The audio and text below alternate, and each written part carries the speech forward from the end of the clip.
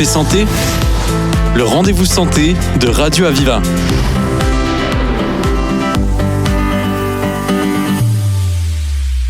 Bonsoir à toutes et à tous, bonjour à nos auditeurs et auditrices de l'Hérault, des Pyrénées-Orientales et du Gard. Il va être question aujourd'hui des IST, ce n'est pas un gros mot, on va voir tout ça avec les infections sexuellement transmissibles, MST autrefois. Nous avons un plateau tout à fait adapté puisque nous allons à la fois parler de l'aspect des quelles sont ces maladies sexuellement transmissibles, infections sexuellement transmissibles, quelquefois c'est asymptomatique. Et nous avons avec nous Alain Mackinson. Bonjour. Bonjour. Alain, vous êtes professeur et infectiologue au CHU de Montpellier, par ailleurs coordinateur de Montpellier sans sida. Merci d'être avec nous. Nous allons évoquer également la prévention et l'impact de la CPAM pour cette prévention santé dans le domaine des IST. C'est Christelle Figueres. Bonjour. Bonjour.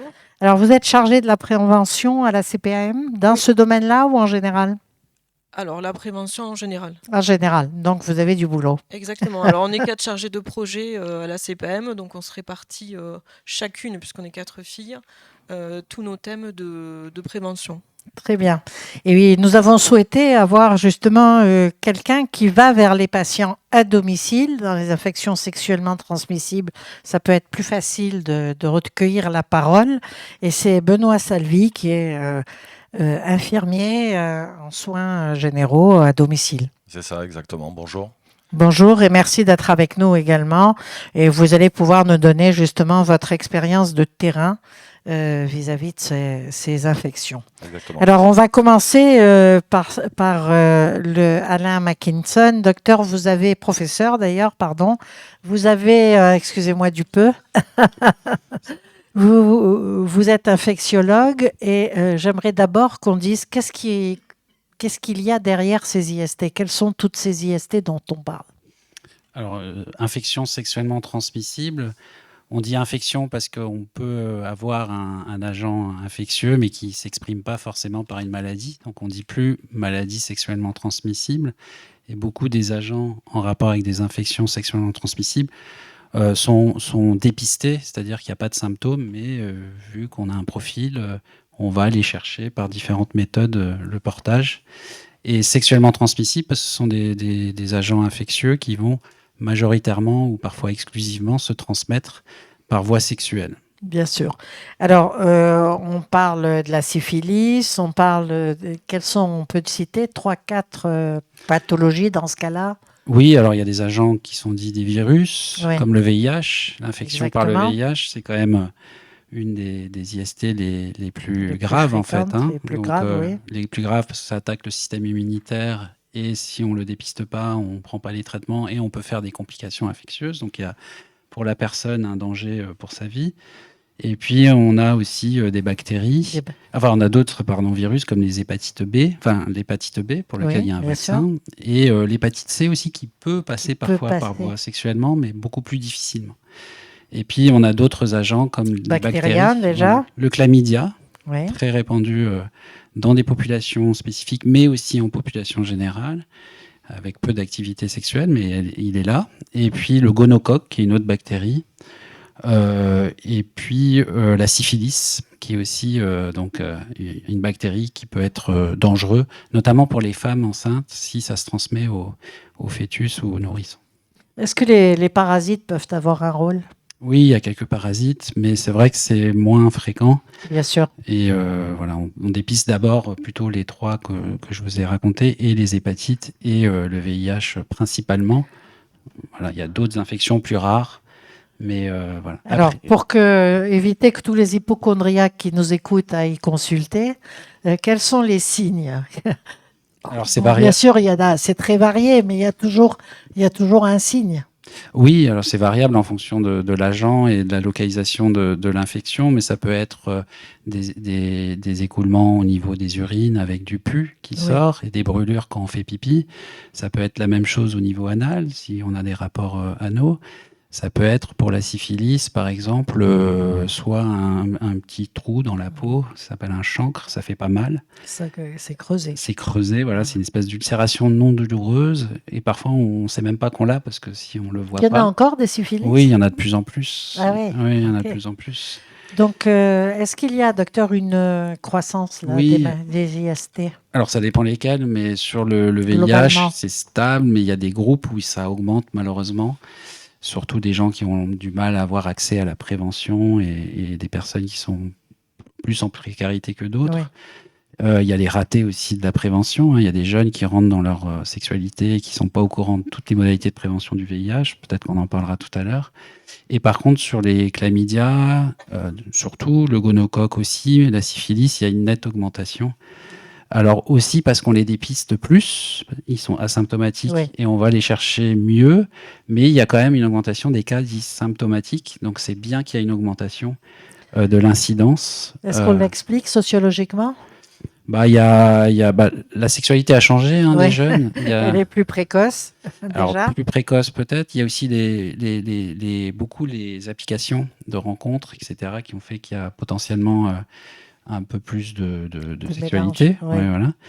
Et puis, c'est vrai qu'il y a une baisse de l'utilisation du préservatif, puisque le préservatif protège contre le VIH, protège aussi beaucoup, à degré variable, mais beaucoup contre les autres IST. IST, bien sûr, Donc, c'est vrai qu'il y a une baisse de son utilisation. La dernière enquête, je crois, Baromètre Santé, montrait que beaucoup de jeunes, au cours de leur dernier rapport sur les 12 derniers mois, n'avaient pas utilisé le préservatif. Alors, comment, je me tourne vers nos autres intervenants, comment on peut expliquer ça? Il y a eu énormément de campagnes sur l'utilisation des préservatifs, le bon usage, etc. Comment on peut expliquer que ça ne passe pas? En fait, il y a une certaine banalisation, parce qu'on parle de trithérapie aujourd'hui, de médicaments qui permettent en fait comme des médicaments pour les pré-expositions, c'est-à-dire que sur des conduites à risque ou des soirées où on sent qu'on peut attraper une IST, on va pouvoir prendre maintenant aujourd'hui un médicament. Oui. Et donc du coup, ça va peut-être enlever une certaine sensibilisation. De prévention, vraiment, et d'attention à ce D'attention problème-là. surtout. Et en fait, on va se mettre dans Oui. des conduites à risque. Il y a aussi des soirées festives qui vont être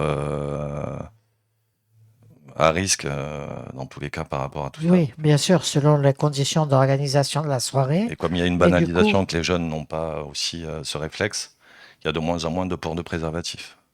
Alors, je voudrais me tourner, vers... oui. Enfin, si je peux rajouter, je suis tout à fait d'accord. Il y a une banalisation en fait du VIH et du danger que ça représente. Moi, adolescent, j'ai grandi dans les années 90, donc Oui.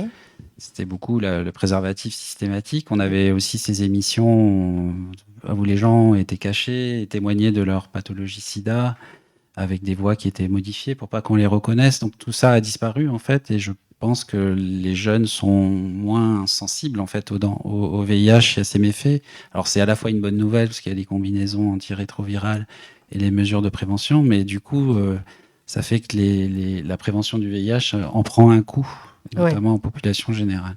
Donc, je vais me tourner naturellement vers Christelle Figueres pour avoir votre avis sur justement ces usages et puis l'importance des plans de prévention que vous faites. Est-ce que vous arrivez dans les écoles? Est-ce qu'il faut le faire de plus en plus tôt?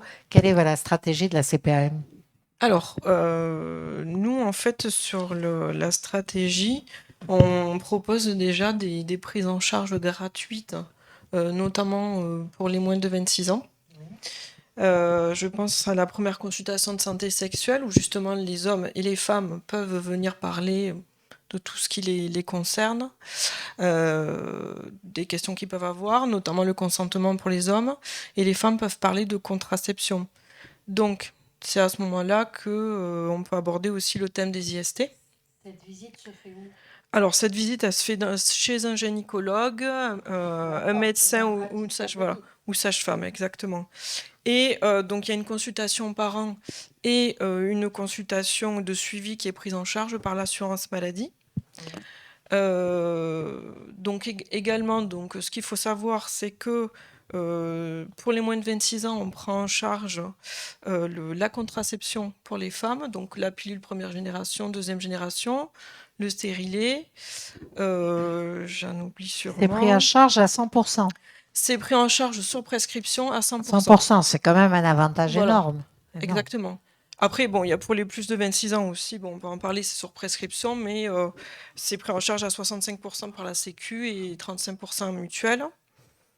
Également, ce qu'on peut dire, c'est que les préservatifs sont pris en charge à 100% pour les moins de 26 ans, Oui. sans prescription. Et donc, c'est certaines marques. Donc, il y a les préservatifs masculins, donc j'ai noté, excusez-moi, parce que je ne me rappelle pas de tête. Il y a Beloved, Eden, Manix, Sortez Couvert et Sur un Smile. Donc certains préservatifs sont pris en charge. Exactement, sans prescription, sans avance de On va frais, les chercher à la pharmacie. directement à la pharmacie. D'accord. Il y a Donc aussi- ça, c'est extrêmement important quand même. Voilà. C'est un effort énorme. Il y a également les préservatifs féminins qui sont pris en charge. Donc il y a Beloved Free, Hormel, So Sexy and Smile. Et pour les plus de 26 ans, il faut le savoir aussi, sur prescription, ils sont pris en charge à 60% par l'assurance maladie. Et alors donc, je me permets d'intervenir, du coup, je suis aussi journaliste pour Radio Aviva. Comment ça se passe? Quels sont les résultats de ces campagnes? Est-ce que les jeunes viennent et sont au courant de la Ils ne gratuité? sont pas tous au courant, il y a toujours des comportements à risque. C'est pour ça que il faut informer régulièrement. Et nous, on prend en charge, en fait, on propose un appel à projet justement sur un budget FNPIS qui est sur la santé sexuelle. Oui, c'est important parce que Et disons que s'il va permettre en fait à des associations, des structures de quartier de pouvoir avoir des actions locales financées de médiation, voilà, d'information. pour informer les jeunes de tout ce à quoi ils ont droit et leur dire qu'ils ne sont pas seuls si jamais ils ont des questions, peu importe la question, qu'il y a des professionnels sur le terrain qui sont là pour eux. Ok, c'est important. Ce qui veut dire que finalement, le non-usage, le mésusage de la prévention, n'est pas pour une raison financière. Ça n'est pas pour une raison financière. Ça n'est- Ce n'est pas un frein. Ça peut, mais c'est souvent par méconnaissance pas un frein. des droits. Ça- Oui. Mm. Alain? On m'entend, oui. Juste, oui, c'est très important le préservatif et le remboursement, mais ça fait depuis peu de temps finalement que ça fait 2022. quelques années, 2-3 années. Sortez Couvert, c'était le premier. Oui. Après, il y a eu d'autres marques, C'est un joli Eden. slogan d'ailleurs. Mais en fait, on peut pas. Il y a plusieurs choses. Il y a d'autres choses que la CPAM a fait, comme le Il y a test en laboratoire Oui. gratuit sans Oui, alors ordonnance. j'allais y venir. Ouais, pardon. J'allais y venir. Donc, Mais juste un point, après, c'est la prévention, c'est pas que le préservatif, c'est un ensemble de mesures qui s'appelle la prévention combinée et qui a la carte. Le préservatif pour certains, en plus le dépistage régulier en fonction de ses niveaux de risque, peut-être le traitement pré-exposition du VIH qui s'appelle la PrEP pour des personnes particulièrement exposées à être infectés parce qu'ils ont plusieurs partenaires à un moment donné dans leur vie, dans une communauté par exemple gay où il y a un peu plus de VIH qu'ailleurs. Voilà, donc c'est un ensemble de mesures. Il ne faut pas tout centrer sur le préservatif. Et la bonne utilisation. Et puis la santé pour tous et à l'accès à l'information. Et donc ça, c'est corrélé à la précarité. Et c'est pour ça que et l'importance des associations pour aller vers ces personnes. Parce que c'est quand vous avez quelque chose d'innovant comme ce que fait la SCPAM, c'est toujours les plus informés et les mieux lotis qui vont avoir accès à l'information là-bas. En fait. Il faut essayer de toucher tout le monde. Et ça, c'est le rôle des associations. Et là, c'est votre appel à projet pour aller vers des publics moins informés. Exactement, finalement. c'est le sens des projets, c'est d'aller vers des publics vulnérables. Johan? Et alors, est-ce qu'il y a des préjugés? Est-ce que justement les jeunes ou les plus vieux ont des préjugés sur les IST? Est-ce que ça perdure d'avoir honte d'en parler, par exemple, ou dire c'est rien, ça n'est rien? Moi, je le vois, moi, dans mes tournées, en fait, et auprès des jeunes, il y a quand même beaucoup de tabous autour de ça. Donc, vous allez bien sûr à domicile, mais aussi en ville rencontrer des jeunes? En fait, quand on fait des soins, par exemple, ça peut être juste sur un pansement simple. Oui. C'est à ce moment-là, au bout de 15 jours, un mois de pansement, ou des pansements qui peuvent durer 3 mois, où on peut apprendre que, tiens, il a fait une soirée, bon, on se renseigne, on tutoie assez rapidement au domicile. Et assez rapidement, la personne se confie. Et là, quand elle se confie, elle nous dit, est-ce que j'ai eu une soirée festive, j'ai fait un peu n'importe quoi, j'ai pris des drogues, donc on rentre dans le cadre du chemsex. Et là, donc du coup, c'est des rapports sexuels qui durent plus longtemps, avec une utilisation du préservatif qui est pas du tout bien faite, Oui. et où il n'y a pas de Donc de là, vous lubrifiant. faites de la pédagogie. Bon, on va faire de la pédagogie, on va faire de la prévention directe. Et est-ce qu'ils sont réceptifs à Ils sont ça très ou réceptifs, ils ont ils du sont mal à très comprendre réceptifs puisqu'ils sont chez eux, Oui. ils sont seuls face à moi et qui commencent à me connaître au bout d'un moment et qu'on a rigolé sur plein de choses. Donc s'ils se livrent à ce moment-là, c'est qu'en fait on a complètement... Il y a une connivence. Oui, et puis on a fait chuter beaucoup de tabous, de choses, et on voit qu'on n'est pas dans le jugement. En fait, il faut travailler sur ce jugement. Nous, c'est vrai que mon expérience m'a permis en fait de pouvoir travailler dans des services aux usagers de drogue, aborder des sujets assez directs sur lesquels les personnes n'ont pas peur de se confier. Oui. Parce que si on va à l'hôpital, et on le voit souvent, ben, je demande à ces patients, est-ce que vous en avez parlé? Ah ben non, parce qu'après, s'ils appellent la police ou... Donc il y a beaucoup de Il y a choses un qui peu de tournent. crainte, Il y a beaucoup de crainte en fait. Il y a des tabous aux premiers abords, mais en fait, au final, quand ils se confient, au fur et à Ouais. mesure, il y en a un petit peu moins. Mais est-ce que Ouais. ce serait pas mieux de faire des campagnes de prévention pour qu'ils En fait- aient ce côté libérateur dès le début? Exactement, c'est là où je Là, veux en c'est venir. l'objet des C'est pour campagnes. ça qu'en fait aujourd'hui l'objet de ma venue, c'est pas pour travailler sur les solutions. Donc je vois que quand même au niveau de la sécurité sociale, il y a beaucoup de choses Il qui y a sont eu faites. beaucoup de choses mises en En place. fait, Il y a une chance. chacun fait beaucoup de choses de leur côté, Oui. mais on travaille rarement en coordination. transversal. Voilà. Donc, Et c'est ça que, enfin, aujourd'hui, j'attends de comme- cette émission qu'on arrive à petit à travailler sur coordonner de façon Exactement. transversale. Très souvent, on manque de transversalité parce que chacun résout dans son métier ou dans son ça fait milieu. un peu monotache. Nous, on est Voilà. polyvalent sur plein de soins. Je peux être dans le maintien à domicile pour des Bien personnes sûr. âgées, comme je peux être avec des jeunes Avec des jeunes. sur la prévention. Sauf qu'aujourd'hui, sûr. par exemple, on ne peut pas faire des TROD, on appelle ça des tests rapides, pour pouvoir en fait Alors justement, dépister rapidement et Ouais. éviter des contagiosités. quand il y a des tests à faire en laboratoire, etc., je suppose que vous conseillez, est-ce que les gens y vont? Ben, le problème avec ça, c'est qu'en fait, on les rencontre esquivent. au décours après un mois en ville, parce qu'on va voir d'autres patients, et on Oui. lui dit alors, t'as pu faire ton test? Et la personne dit, ah, j'ai pas osé. Alors ça, c'est embêtant. Moi, ça m'est arrivé de faire des TROD à mes frais. Bon, bénévolat, on en fait beaucoup dans notre métier, mais quelque part, il était bien content d'être négatif, mais s'il avait été Oui. positif, il aurait pu le transmettre plusieurs fois, Mm. parce qu'il ne serait pas forcément non plus protégé. Alors, Si. il faudrait peut-être des gens spécialisés dans les labos, un peu de confidentialité. Labo, c'est confidentiel, mais la personne, elle doit bouger de ses ailes pour aller là-bas, donc il y a un problème d'accès aux soins, c'est comme tout. Et aujourd'hui, il n'y a pas de médecin traitant déclaré sur le centre de l'Écusson, Oui. c'est pas pour rien. C'est qu'en fait, on devrait tous avoir un médecin traitant déclaré, Bien sûr. mais on n'en a pas. Et nous, on joue ici le rôle de pilier, et je pèse bien mon mot, parce que Oui. du coup, aujourd'hui, on est dans un bilan prévention grâce à la Sécu. Et du coup, ça commence à se mettre en place. Aujourd'hui, on peut faire des choses assez importantes dans notre métier. On le faisait déjà, du coup, comme des petites fourmis, mais aujourd'hui, Oui. on nous permet de pouvoir faire un bilan prévention Il y a auprès de une jeunes. institution quand même Et qui le bilan chapeaute, prévention va bien permettre, sûr. sur un public ciblé, Oui. de pouvoir du coup orienter. Oui. Orienter ou déjà dépister à notre niveau. Et le docteur Alain, qui Oui. disait très justement par rapport Mackinson. Mackinson, il disait par rapport aux IST, une nombreuse dont on ne parle pas, c'est l'herpès. Oui. L'herpès génital, en fait, ou l'herpès 1 qui devient un herpès 2.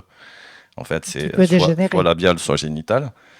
Et en fait, celui-ci va favoriser aussi la contraction d'autres virus, comme le sida D'accord. par exemple. Bien sûr. On a plus de risques d'avoir le sida si on a un herpès génital. Et si des fois, on ne le sait pas, parce que ça, c'est pareil, c'est asymptomatique.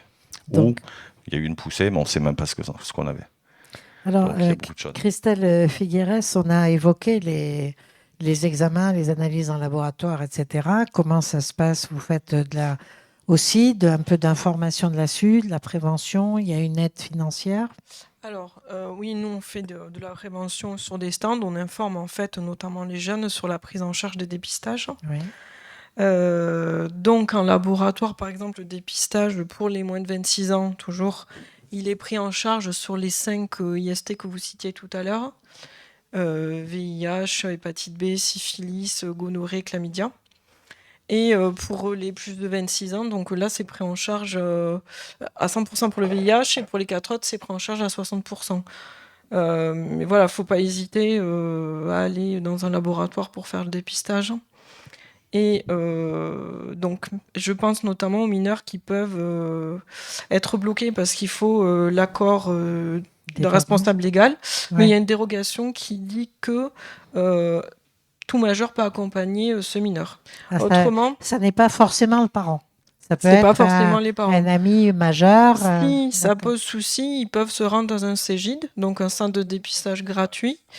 Et je pense aussi aux personnes qui, plus de 26 ans, qui n'ont pas de mutuelle, ou les aides médicales État, qui, dans ce cas, peuvent aussi aller dans un CEGID. Donc, Il y a, on peut... il y a la notion d'anonymat et de gratuité. Oui, Alain Mackinson. Oui, donc je voudrais insister sur 2 points. Donc cette procédure de test gratuit, notamment pour les jeunes, enfin surtout les jeunes, et sans ordonnance, c'est vraiment pour faciliter et banaliser le dépistage.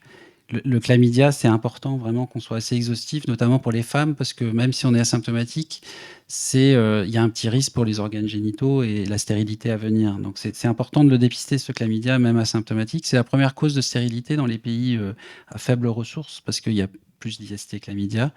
Donc c'est important et ça se dépiste avec soit ça peut être fait par auto-prélèvement, soit chez les hommes aussi par premier jet urinaire. Donc c'est assez facile à dépister. Et donc c'est très important de le faire et de le faire savoir en fait, parce qu'il y a quand même un impact en termes de santé publique. Et ce que je voulais dire, c'est que même si les tests sont négatifs, c'est important que ces laboratoires se forment, et ils le font, hein, ça démarre. Donc on est en train de d'ailleurs assurer des formations, notamment à travers des associations, que les professionnels de santé de ville arrivent à repérer des gens qui sont certes négatifs, mais à risque de contracter peut-être plus tard par une exposition Donc, on le anticipe VIH, et on ouais. anticipe, et peut-être que certaines personnes seraient éligibles à prendre des médicaments pour éviter le VIH, et à faire des tests de dépistage répétés, en fait, hein, en fonction des niveaux d'exposition. Ce que je veux dire, c'est que c'est aussi une stratégie de santé publique pour repérer les personnes qui sont exposées, mais potentiellement négatives. Christelle, répétez pour que ça passe. Il faut répéter. Alors, tout ce qui est prise en charge Ouais. dépistage, donc pour les moins de 26 ans, c'est pris en charge à 100% pour les 5 IST, VIH, syphilis, gonocoque, chlamydia et hépatite B. Oui. Alors, le papillomavirus, il y a une campagne de vaccination qui est faite dans les classes de 5e. Sur le papillomavirus, Pour le oui. dépistage, non. Non, pas le papillomavirus. C'est une vaccination d'emblée? Alors, ça, c'est autre chose. Donc, pour on va dire, prévenir un petit peu en amont de toutes ces IST, on va vacciner les jeunes en classe de 5e, donc au collège. C'est proposé donc aux parents de faire vacciner leurs enfants. Et donc, il y a plusieurs campagnes de rappel qui sont faites par l'assurance maladie, qui sont faites à destination des parents en expliquant qu'est-ce que le papillomavirus, les conséquences, et qu'on peut vacciner les enfants en classe de 5e, et également le faire par un médecin de ville. Voilà. Et après, on rappelle aussi, parce que ça peut aller jusqu'à 19 ans, on rappelle aussi les jeunes qui ont leur propre compte assurance maladie de 18 à 19 ans pour leur dire, voilà, attention, vous n'êtes pas vacciné ou vous n'avez pas fait la seconde dose. Voilà. Globalement, il y a un bon taux de réponse en 5e. Alors, les taux ont augmenté. Alors, je ne les ai plus en tête, mais Oui, non, mais peu effectivement, importe, ça répond, quoi. Ça marche. Ça répond, ça marche. Les taux sont en augmentation chez les garçons et chez les filles, parce que ça ne concerne pas que les filles. Non, mais avant, c'était plus les filles. Le micro, s'il vous plaît. Le micro, s'il vous plaît.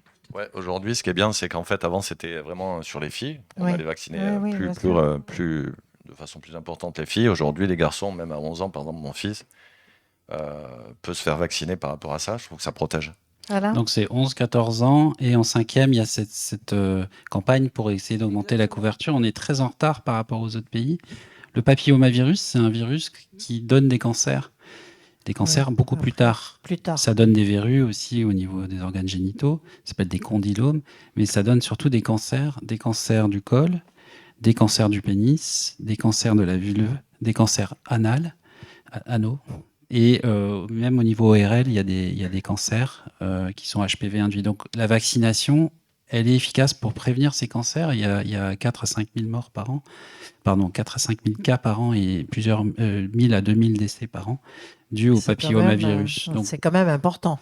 c'est important et ça marche super bien ce vaccin si on le donne avant d'avoir acquis le papillomavirus. Donc Oui, c'est pour oui. ça que ça se fait chez des jeunes adolescents avant ou à l'initiation de leur vie sexuelle. Alors c'est jusqu'à 19 ans le rattrapage. Chez les hommes qui ont des rapports sexuels entre hommes, c'est jusqu'à 26 ans. Même si plus on attend, moins c'est efficace. Et ça sera bientôt dans les deux sexes, et quelle que soit l'orientation, jusqu'à Ouais, 26 ans.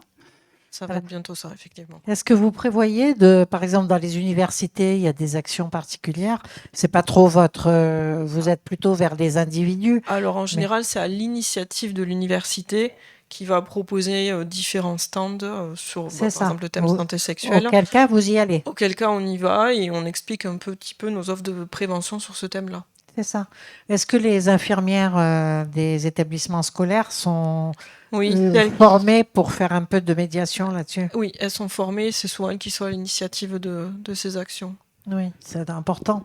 Et pour celles et ceux qui ne font pas partie des universités, mais qui aimeraient quand même se vacciner, par où est-ce qu'ils doivent passer? Vers qui doivent-ils se tourner? Le médecin de ville, médecin généraliste directement. Leur médecin. Ouais. Leur médecin. On va rappeler qu'il y a un site Sexualité Info Santé avec un numéro vert 0800 840 800 sur lequel on peut avoir justement un certain nombre d'informations et Alors, de contacts. oui, je pensais à d'autres sites que j'ai notés, Oui. notamment Parcours de santé intime des femmes, gynécologique, qui là va toucher tous les âges, même après la ménopause. Et c'est parcours-santé-intime.fr. Donc là, vous avez des réponses un petit peu toutes les questions que vous pouvez avoir. Sur notre site amélie.fr, évidemment. Je suppose que vous avez... Voilà, dans la rubrique amour et sexualité. Et pour les ados, on a onsexprime.fr également, qui est très bien fait. Et questionsexualité.fr pour toute la population. Est-ce que ces campagnes partent sur les réseaux sociaux, par exemple? Oui, nous quand on fait des actions, ça passe par notre réseau social de l'assurance maladie de l'Hérault. Donc ça c'est un point important pour toucher des jeunes. Que dit notre Johan? Votre Johan dit qu'effectivement ça touche beaucoup, c'est le genre de choses qui sont vraiment efficaces, surtout qu'aujourd'hui on sait ça touche encore plus les plus jeunes que moi. Moi j'ai 22 ans et je suis touché, mais il y a tous ceux qui sont au collège et lycée qui regardent encore plus les réseaux que moi. Justement, je rebondis. J'invite tous les jeunes à aller sur Instagram sur le Metips Santé, où là, vous aurez plein d'informations à destination des jeunes. Donc ça, c'est important. Insta, ils utilisent énormément. Donc allez voir ceux qui nous écoutent là, et puis on le fera circuler dans nos réseaux aussi. Donc, oui, Johan? Moi, j'avais une question pour passer à un autre sujet. Une fois quand on est dépisté donc à une IST, comment est-ce qu'on se soigne? Quelle est la suite? En fait, une fois qu'on a déclaré une IST, quelle est la suite? Y a-t-il des traitements, docteur? Alors, ça dépend de l'IST. Ouais. Donc, il y a des IST qui guérissent tout seuls au bout d'un certain temps. Donc, le portage à l'usure, mais ça peut avoir des conséquences, notamment pour les organes génitaux, le chlamydia, je vous l'ai dit tout à l'heure. Le papillomavirus, il peut partir, mais il peut rester. Et c'est chez les gens qui n'arrivent pas à s'en débarrasser ou au fur et à mesure du temps, 10, 20, 30 ans, il y a des risques de cancer. Donc là, il est là, et on aura beau vacciner, il ne disparaîtra pas. C'est pour ça qu'il faut vacciner avant. Le VIH, malheureusement, on vit avec. On ne parle plus de personnes infectées par le VIH, mais personnes vivant avec le VIH. Et elles vivent avec ce virus. Voilà. Et puis, les hépatites B ou C peuvent guérir tout seuls. Les hépatites C peuvent guérir sous traitement. Il y a des traitements maintenant qui sont très faciles, très chers, mais qui sont pris pour 8 à 12 semaines et qui marchent dans 99% des cas. Donc ça, c'est vraiment un progrès médical majeur. Ouais. L'hépatite B chronique, et d'ailleurs, il faudrait en parler, parce qu'il y a un vaccin pour l'hépatite B, mais l'hépatite B chronique, c'est chez 10% qui l'acquièrent des adultes, et ça peut persister, et ça peut faire le lit de cirrhose et de cancer du foie, comme l'hépatite C avant traitement. Et malheureusement, il y a juste un traitement dit suspensif, comme le VIH. On prend des comprimés pour empêcher sa réplication et ça ralentit le processus. ralentit Ça peut l'évolution. inverser. mais- Voilà. Donc, c'est important que chacun garde en tête que on parle de IST, infection sexuellement transmissible. On parle effectivement d'un certain nombre de signaux, mais on peut aussi, ça peut dériver vers des cancers, vers des pathologies beaucoup plus violentes. Et du coup, d'où l'intérêt, de faire de la prévention ou de faire des vaccins quand il y en a.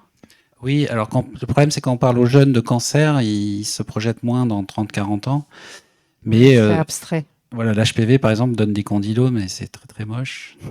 Donc, donc le vaccin protège pas mal contre ces condylomes à venir, même si bon, ça peut pas rentrer dans les détails. Donc il y a peut-être d'autres manières d'aborder, mais oui, ça évite des cancers. Et c'est vraiment la raison principale de la vaccination. L'hépatite B, c'est un vaccin qui marche super bien. Et ce virus passe très facilement par voie sexuelle. Beaucoup plus que le VIH d'ailleurs, on ne le sait pas. Mais... C'est peu ça. Et alors qu'il y a un vaccin très très efficace qui n'a pas les effets indésirables qui a été à un moment attribué. Il y a eu beaucoup de choses dites sur les effets indésirables, le danger du vaccin, etc. La sclérose en plaques, etc. L'autisme aussi, mais voilà, il n'y a pas de preuve scientifique de cette association. Et voilà, donc c'est quand même un vaccin très efficace et il y a une sous-vaccination. Et pareil pour la syphilis, nous on a eu énormément de cas en fait de traitements administrés à des personnes qui avaient une syphilis un peu tardive ou des syphilis secondaires en fait. Après le chancre dont on parlait, une ulcération où les personnes sont passées à côté. Du coup, ça marche, mais il faut que ça soit fait rapidement en fait, n'est-ce pas? Je pense que. Oui, alors j'ai pas parlé des, parce que des syphilis, moi, c'est bactériennes. surtout sur ça qu'on C'est a des le- antibiotiques. Mm. Donc déjà, il faut les dépister. Ouais. Donc il y a des Déjà. groupes plus exposés que d'autres, comme les HSH, les hommes qui ont des rapports sexuels entre hommes, mais c'est un petit peu sorti. Pas seulement. Voilà, on voudrait pas que ça aille surtout chez les femmes enceintes pour la transmission materno-fétale. Il y a les chlamydia et les gonocoques qui se traitent par antibiotiques de façon plus simple quand même. Ouais. Voilà. Donc c'est plus. Et c'est surtout que bon, par rapport à la syphilis, j'en reviens, parce que quand on le voit trop tardivement, il y a des formes, la forme tertiaire, la syphilis tertiaire qui, elle, va avoir des Conséquences répercussions neurologiques, cardiovasculaires, Bien sûr. neurologiques, Des complications des démences énormes. et beaucoup Ouais. de complications qui Bien peuvent sûr. être stoppées par Donc juste un c'est- antibiotique, la pénicilline G. C'est là qu'il faut vraiment passer le message de s'en occuper. Je pense, ouais, surtout sur vraiment, la syphilis, parce qu'elle ça- augmente de plus en plus en fait. de s'en occuper en prévention, de s'en occuper après en matière de Exactement. traitement, et parce qu'on peut aboutir à des choses quasi létales. Oui, ou stérilisantes, si je peux parler Oui. comme ça, hein, Exact. et stigmatisantes. Et le VIH, c'est quand même l'IST la plus grave, parce que ça touche le système immunitaire. Donc après, il faut prendre un traitement à vie, donc il y a des conséquences graves. Bien sûr. Alors, au niveau de la CPAM, vous avez mis en place finalement un système de remboursement performant pour que justement les finances ne soient pas un frein. Vous avez mis en place aussi des informations sur site en allant vers les jeunes ou quand on vous le demande, bien sûr, ou dans des salons santé, je suppose. Est-ce que justement, quand vous posez un stand, vous avez évoqué les stands, les gens osent venir se renseigner? Ou il faut mettre un lot de... Ça dépend comment, ça dépend de l'action.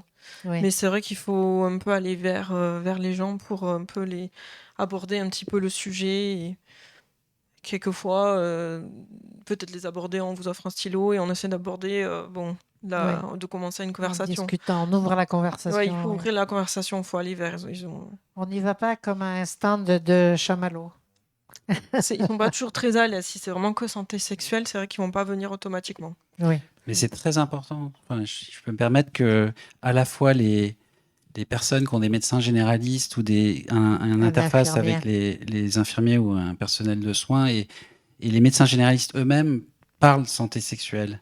Hein, à la fois les IST, mais aussi la violence, les consentements, s'il y a eu des Bien sûr. phénomènes comme ça, et qu'on ait vraiment cette discussion, que la parole soit libérée. Donc, moi, je suis plus optimiste parce que je trouve que les jeunes professionnels de santé sont plus aguerris que notre génération, celle au-dessus, globalement, et ça va s'améliorer. Mais pendant beaucoup de temps, il y a eu des occasions ratées en fait de dépistage parce que avec son médecin généraliste, on n'ose pas parler de santé sexuelle ou Ouais.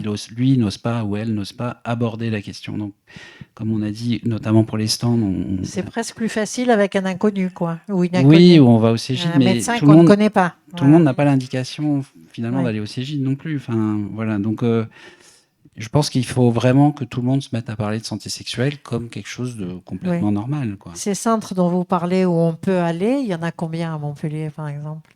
Centre de santé sexuelle. Je crois qu'il y en a 9. Ah oui, quand même, il y en a dans tous les quartiers, quoi. Petit Bar, Mosson, Ovalie. D'accord. On a le planning familial aux Beaux-Arts. Le spot, Le spot. le Cégide, Après, il y a les Cégides. Polygone, Il y a le Cégide au Polygone, il y a un Cégide à 7 et le planning familial. et à Béziers aussi, parce qu'il faut parler de tout le territoire. Hein. La maison de la santé, de la prévention. Ouais. Qui est bon, pas forcément non plus destiné qu'à LGBT. Et du coup, on peut déjà un petit peu parler de tout ça D'accord. plus Donc librement. là, En fait, les gens vont aller plus facilement vers ces structures-là. En fait, c'est des quand on structures va dédiées. là, on pousse la porte et on, Eh ben, on on peut se avoir renseigne, des discute. brochures, on peut avoir des kits, on peut avoir D'accord. plusieurs choses. On peut faire des trods, on peut poser des questions, on peut même avoir des preps. En fait, c'est plus facile. Oui. Mais après, Alors, bon. est-ce que...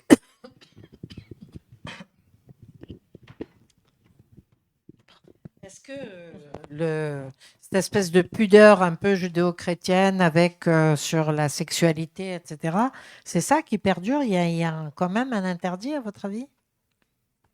Pour en parler, il y a un peu de réticence. Qui veut se lancer Moi, là, je suis sur cette plutôt question? optimiste. Bah, en fait, oui, un peu de pudeur, mais c'est multifactoriel. C'est vrai qu'il y a des profils où ils ont du mal à parler de sexualité. Même mes patients VIH que je suis, les personnes Ouais. vivant avec le VIH, certaines abordent facilement et on en parle. Et d'autres, parce qu'il y a les problématiques de stigmatisation, il y a plein de choses à Oui, gérer. il y a eu Hein. beaucoup Voilà. d'erreurs Mais faites. d'autres qui veulent pas en parler. Enfin, voilà, c'est à la carte. Mais je trouve ça. Il y a des techniques de questions ouvertes Exactement. vers la personne pour essayer d'engendrer une conversation avec son patient. Et je crois que c'est juste important qu'on parle de santé sexuelle avec ses patients, Bien sûr. quel que soit notre rôle. Et médecin généraliste a un Et rôle dans les primordial. formations, et la formation IFSI, comme nous, par rapport à la formation infirmière, où on nous parle de jugement de valeur, de Oui. jugement personnel, etc., on doit se détacher de tout ça. Il y a des structures, il y a des gens qui doivent venir pour expliquer, en fait, pour mettre à l'aise en fait, nos patients, puisque c'est quelque part. Alors, les Ça, infirmières, de plus en plus, on élargit finalement le champ de la prévention Ça, et c'est du super. C'est conseil grâce à la avec les sécurité sociale. infirmiers, avec les pharmaciens, avec donc les gens en proximité, comme ça.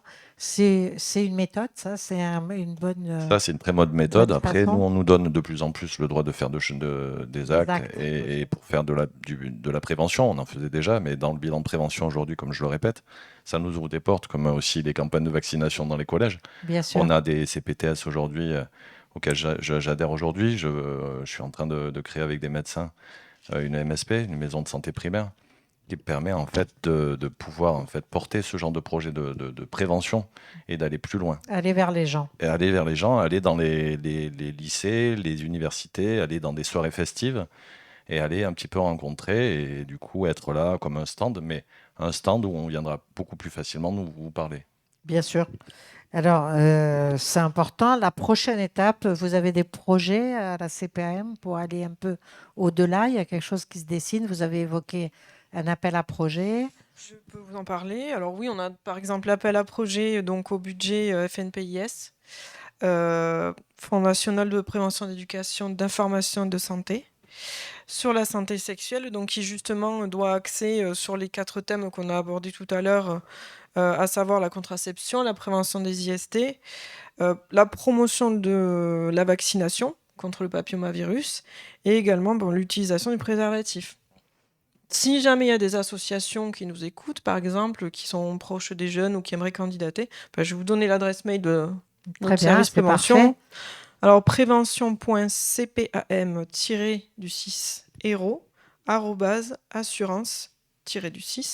prévention.cpam-hero@assurance-maladie.fr. Là, on peut vous poser des questions. Alors, les associations qui voilà, veulent s'impliquer exactement. Ils peuvent nous, vous poser des questions ils nous et écrivent, on voir leur comment être synergique avec vous. Alors, il y a un cahier des charges à respecter. c'est assez Oui, c'est précis, normal. une fiche projet à remplir. Mhm. Et nous, on vient en appui aux associations pour les aider à monter leur Le projet, leur projet. action et répondre à leurs questions aussi. Oui. C'est pas toujours évident quand il y a des charges à respecter. On fait beaucoup d'actions pédagogiques à Viva et on avait évoqué, une fois, on a fait les conduites à risque au niveau sexuel, mais c'est très très dur parce qu'il y a un tabou, ils ont peur des parents, les enseignants ont peur que les parents n'apprécient pas, etc. Donc on voit encore qu'il y a du frein. Mm. Et d'où l'intérêt D'où de l'intérêt d'aller votre... vers, de travailler sur des actions et réfléchir sans arrêt comment aborder le sujet. Alors pour les enseignants, il y a une étude qui montre malheureusement la matière sexualité n'est pas assez abordée dans les écoles, même s'il y a eu des progrès. Mais du coup, il y a quelque chose qui s'appelle un service sanitaire où des étudiants en santé vont aller intervenir dans les écoles et sur des thématiques différentes. Et une des thématiques, c'est la santé sexuelle. Et donc, c'est à la fois un projet de formation de ces professionnels au vocabulaire de prévention et aux connaissances. Donc, c'est des étudiants en infirmier, en médecine.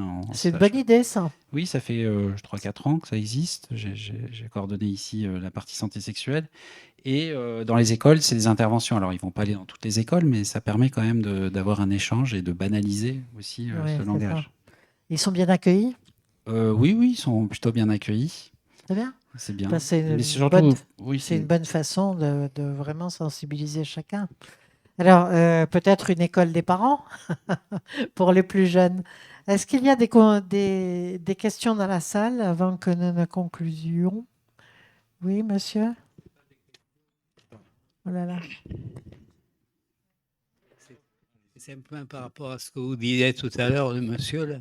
Vous parlez de centres de santé neufs, au nombre 9 dans Montpellier. Je n'ai jamais vu un centre de santé dans Montpellier, à part au Polygone, mais il n'est pas visible non plus. On peut enfin, je sais pas, faut croire que je ne les vois pas, parce qu'ils devraient être en évidence dans les rues un peu, quoi. Je ne sais pas, moi. Bon, Alors, peut-être sur les sites internet Non, qu'on mais a évoqués c'est tout tout à l'heure, simple, on peut trouver les adresses exactes. oui, les jeunes les trouvent sur les sites internet, Ouais, je sais etc. pas, moi, mais enfin, Donc, c'est une observation que j'ai remarquée. Il y a de pas toutes les beaucoup de- façons, plus ils seront visibles, moins les gens oseront rentrer. pas beaucoup de gens qui en parlent. Et puis, il y a pas mal d'autres choses. C'est parce que vous avez parlé de la PEP, parce que j'en entends passablement parler. Ça ne me concerne pas personnellement. Mais je trouve que c'est vraiment une avancée importante, parce que ça a l'air maintenant d'être connu, mais pas suffisamment du point de vue de... Les gens ignorent que ça préserve probablement à 90%, paraît-il, contre le VIH. Mais tout le reste, pratiquement, les gens ne savent pas. Mais c'est ça dont j'entends parler d'autres trucs. Pour eux, la PEP, ça protège de tout, quoi. Non, en fait, ça permet de structurer dans des populations. Et puis, je voulais vous parler Ça permet. du virus de la... Vas-y, répondez. Ah. Alors, juste pour les centres en fait, c'est vraiment à la carte, hein, la prévention. Il y a des niveaux d'exposition qui sont différents. Et c'est vrai que des personnes qui ont, à un moment donné, une exposition plus importante parce que ils ne sont pas en couple, ils changent de partenaire, etc., ou ils ont tendance à participer à des actes plus sexuels que d'autres personnes. C'est vrai que là, ils vont s'orienter dans ces centres, hein, de dépistage et les adresses sont connues et on fait notamment de la prévention médicamenteuse, entre autres. Donc c'est pour ça que peut-être c'est pas pour tout le monde en fait, et pour tout le monde c'est déjà son médecin si on en a un, ou d'y aller de temps en temps. Voilà, donc c'est vraiment à la carte. Pour la prévention médicamenteuse du VIH, c'est très très efficace, donc on la prend, mais ça permet de structurer des consultations pour des gens très très exposés, pour faire du dépistage derrière et faire tout le reste qu'il y a autour. Promouvoir le préservatif, vacciner contre l'hépatite B et le papillomavirus s'ils sont jeunes, la variole du singe, vous en parliez, on peut vacciner. Donc c'est vraiment un groupe hautement exposé, généralement des hommes, mais aussi des travailleurs, travailleuses du sexe, ou des gens qui sont plutôt libertins, pourquoi pas. Donc il y a des indications là-dessus, mais ça permet de structurer une prévention et de voir les gens régulièrement. Adapter la prévention à une population, en Oui, fait. mais même structurer, les voir régulièrement, parce qu'il y a un produit qui prévient du VIH, mais du coup on s'attaque aux autres IST. Alors Ouais. qu'avant, ça n'existait pas et ces gens étaient, entre guillemets, sous la responsabilité de leur médecin ou perdus dans la nature et il n'y avait pas cette prévention structurée. Donc, professeur Alain Mackinson, ça avance. On a des méthodologies qui avancent, qui sont de plus en plus performantes finalement. La PrEP, c'est un médicament contre le VIH qu'on prend en prévention Ouais. avant et après les rapports. Ça permet d'éviter 98% du risque d'infection par le VIH. Voilà. Mais après, il y a tout ce qu'il y a autour qui permet de repérer précocement les IST, y compris chez ces personnes qui prennent la PrEP. Bien sûr. Donc, on a vu, j'aimerais que chacun de vous nous donne le petit mot de la fin en une phrase sur ce qu'il faudrait accentuer ou le conseil que vous donnez à nos auditrices et auditeurs. Donc, Christelle Figueres, qu'est-ce que vous diriez? Moi, je pense que faut pas hésiter à aller voir un professionnel de santé. Oui. Il va pas nous juger. Faut pas hésiter à poser des questions, à se renseigner. Et pour les associations, je les invite vraiment à réfléchir à des actions d'aller vers. D'accord. Parce que c'est important d'aller vers le public vulnérable. On a besoin Qui est d'ambassadeurs. vraiment. Ouais, On a voilà. besoin d'ambassadeurs. Exactement, c'est ça. Merci Christelle. Juste Benoît Salvi, Oui, vous êtes infirmier, je rappelle. Oui. Alors dites-nous le petit mot, le petit conseil. Le petit conseil, c'est voilà, de briser ces tabous-là et qu'en fait, en tant que professionnel de santé, on est à même de pouvoir entendre un peu tout et n'importe quoi, mais en même temps de pouvoir voilà, ne pas stigmatiser, ne pas être dans le tabou et de pouvoir se confier parce que ça permet de faire avancer, de pouvoir traiter assez rapidement et rassurer surtout le patient. Professeur Alain Mackinson. Bon, un peu la même chose, c'est-à-dire parler librement de santé sexuelle à son médecin, que le médecin aussi parle librement de santé sexuelle à ses patients, pour ensuite pouvoir implémenter des stratégies de vaccination, de dépistage à la carte, c'est-à-dire selon le profil de la personne, son orientation sexuelle, et que tout ça soit très banal et accepté. Johan, ça résonne ça pour vous alors comme individu? C'est ça, exactement. Moi, je dirais juste aux jeunes comme moi et encore plus jeunes de se tourner vers les réseaux sociaux parce qu'il y a beaucoup d'informations qu'on peut retrouver sur les comptes Instagram ou Facebook ou même TikTok. Ouais, il y a beaucoup d'informations qu'on peut retrouver. D'informations validées à Oui, rechercher. sur les comptes vérifiés, je précise. Sur Voilà. les comptes vérifiés, pas sur n'importe lesquels, mais on peut retrouver beaucoup d'informations, toujours les recouper, toujours les vérifier avec un vrai professionnel, mais on peut trouver beaucoup d'informations en tout cas. Allez vers le site Amélie aussi, puisque la CPAM donne des informations sur ces campagnes et sur les lieux où on peut avoir de l'information. Je voudrais vous remercier le Gazette Café qui nous accueille aujourd'hui et remercier tous nos intervenants. Christelle Figueres, chargée de projet de prévention santé à la CPAM. Merci à Benoît Salvi, infirmier en soins généraux. Et merci au professeur Alain Mackinson, professeur en infectiologie au CHU. Et merci à Johan qui a apporté sa touche à la fois de journaliste et de jeunes personnes concernées par le sujet. Merci. C'était Café Santé, le rendez-vous santé de Radio Aviva.